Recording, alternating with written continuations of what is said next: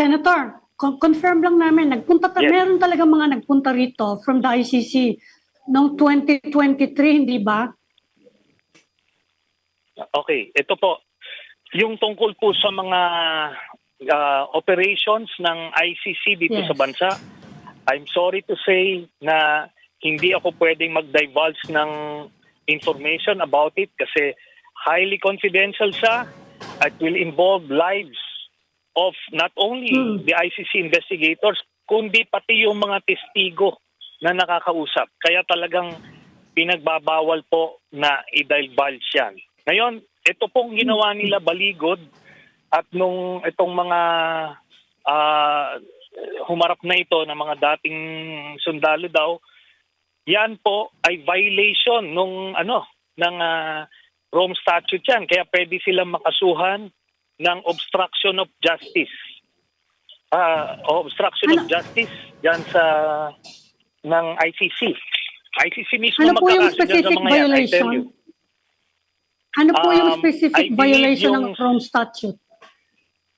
I think it's Article 70. They were mentioning that. So, yan, they will have to deal with that. At yun, sana Hindi. gawin itong mga to kasi Ano yung obstruction of justice? yes, obstruction of justice. So, ang na-mention is Article 70 ng Rome Statute. 70. Ngayon, ganito. Ano po yan?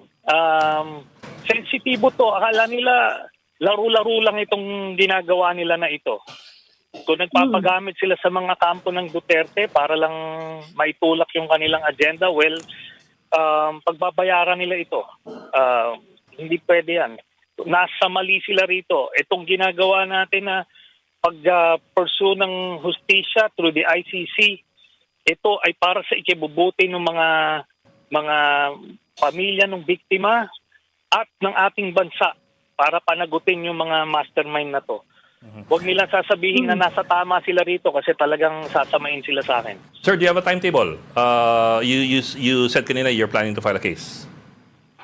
Yes, hopefully as early as next week, ma-file ko na yan. Hindi pwede. Okay. And kung sino man yung mga ibang maliciously implicated doon, I encourage them to file para tignan natin kung hanggang saan yung PC nung mga handlers niya mga yan.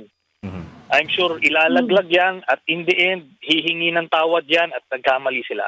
I can just see that coming.